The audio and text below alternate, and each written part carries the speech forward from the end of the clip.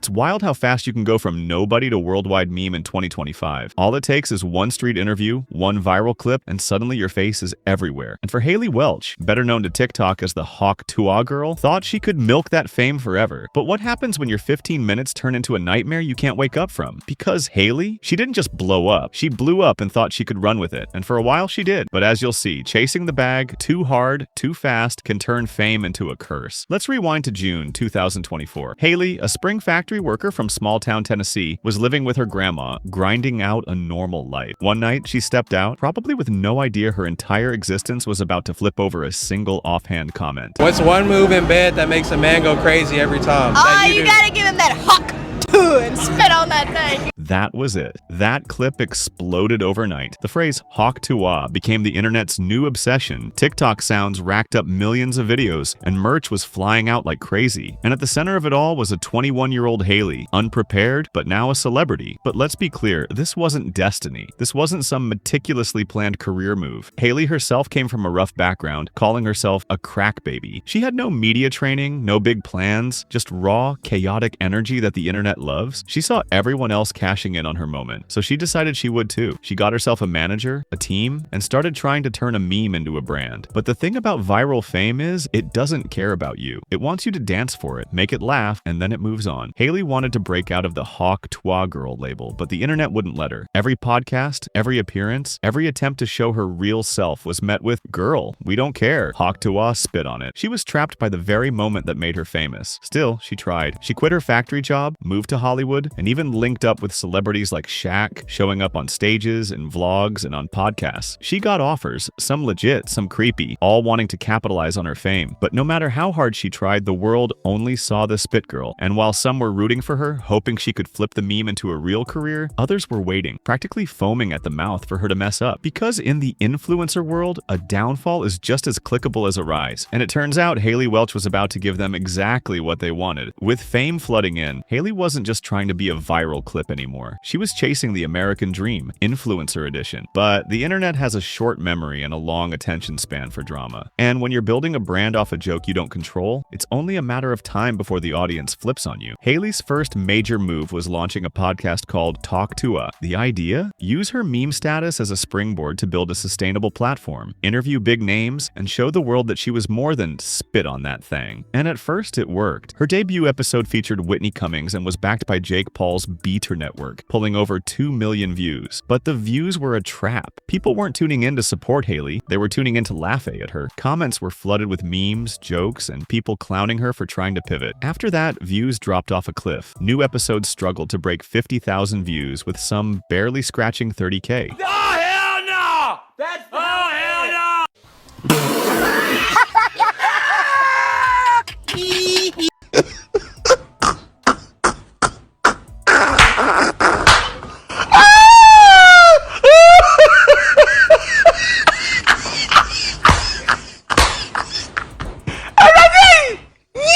The internet was moving on, and Haley felt it, but she didn't stop there. Trying to show she had depth, Haley launched Paws Across America, a charity aimed at helping rescue dogs. It was one of the few times the public gave her a sliver of respect. In her words, if she only had 15 minutes of fame, she'd rather use it to do something good. For a moment, it looked like she could turn things around. Now my last 15 minutes, everybody in the comments is saying how I have 15 minutes of fame, and if that's the case, then I'm going to spend it doing something good. Today, we're taking all of this down to the local animal shelter and donate. On to PetSmart and splurge! I'm happy to announce the launch of my Paws Across America Fund. Our mission is to bring awareness, advocacy, and financial assistance to animal charities within the United States. But in the influencer world, wholesome doesn't keep the lights on. Haley's next move would be her biggest mistake. Like many influencers who get a taste of fame, she saw the crypto wave and thought she could ride it to millions. So after I saw Michael Saylor speak at the Bitcoin conference, I have decided to start putting some money into crypto, and I just want to say, oh my God, thank you so much, Mr. Saylor. She announced the launch of her own memecoin, Tuah token. According to her team, it was supposed to empower her fans while also stopping scammers from profiting off her name. They called it a fun, secure, innovative way for her community to connect with her. My Hawk meme coin is live! They hyped it up, made videos, posted on Twitter, and built the narrative that this was going to change everything for Haley. And it did, but not in the way she expected. When Tuah token launched, it skyrocketed to a $490 million market cap within hours. People were throwing their savings into it, believing it would be the next Dogecoin. But then, within 3 hours, it collapsed by 91%. People lost everything, and the internet was ruthless. But this wasn't just a random crypto flop. As investigators and crypto sleuths dug deeper, it turned out that insiders had been given massive allocations and sold off immediately. The project raked in millions, while regular buyers, many of whom were just fans of Haley, watched their investments vanish. Yo, why the hell did any of you guys buy a coin being promoted by a dumb that literally became famous off of talking about spitting on dicks? You deserve to get rug pulled if you went ahead and bought a coin that she was pushing. Like, are you fucking stupid? And then a bunch of people got, because, you know, crypto people are simps.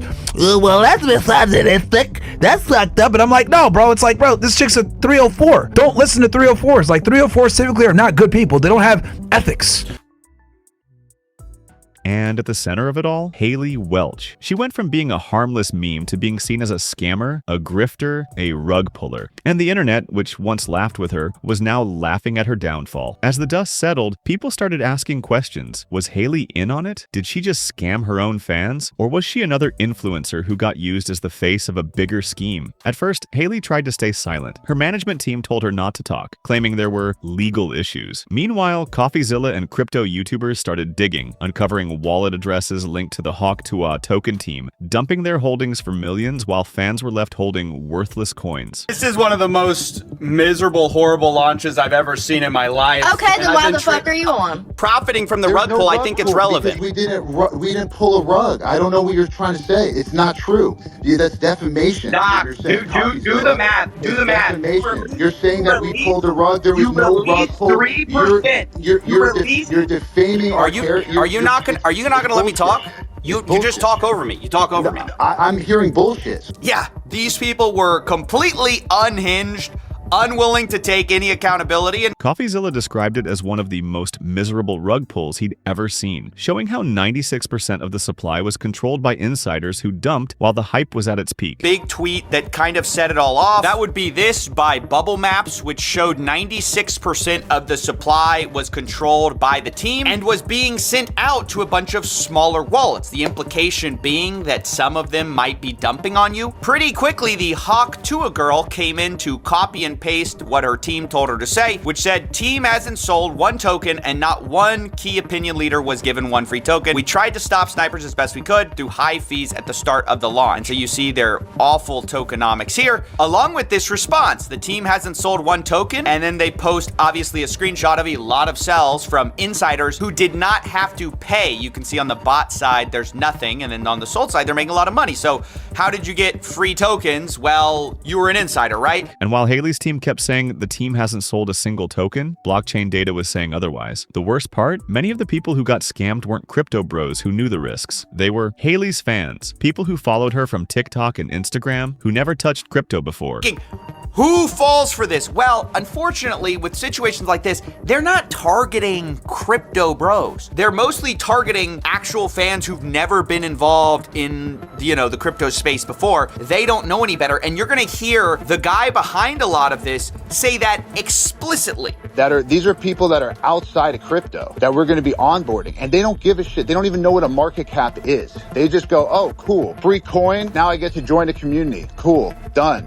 Not only did they say it, they sold it in a pitch deck. You can see the Hawk deck here. Massive onboarding event. Hawk will onboard normies. So that's why I just don't buy this thought of, oh, well, if you bought this, you deserve to get scammed. Okay, fine. But a lot of the people who bought it had never bought crypto before. They were targeting those people. They said as much in our call. But trusted her face and her brand. They thought they were joining a fun community. Instead, they walked straight into a financial trap. The money on the fees. Someone just made over $1 million on fees. Who made it? First of all, the fees were there with Meteora Pools. And that goes to, yes, the creator, right? Which is who? Who does that belong to? That belongs to the project. Who's the project? Who is the project? Well, the project is over here, Haley Welch. And how much does Haley Welch own? this is Haley Welch's project. So she owns all of it. Coffeezilla. I'm just trying to figure out who owns it. Do you know how much it costs for lawyer fees to create a foundation in the Cayman Islands, to hire directors? You think this stuff pays for itself? When CoffeeZilla confronted the Hawk Tuah team live, it turned into chaos. But the numbers didn't lie. Millions were gone. People lost rent money, student loan payments, emergency funds, all because they trusted a meme. And finally, Haley spoke. On a since-deleted Talk Tuah podcast with FaZe Banks, Haley broke down trying to explain her side. She claimed she was naive, that she got talked into it, and that she was just the face, not the mastermind. But for many, it was too late. The damage was done. As the crypto rug pull scandal went viral, Haley's sponsors dropped her instantly. Her podcast lost brand deals. She disappeared from social media for weeks, then months, with rumors swirling.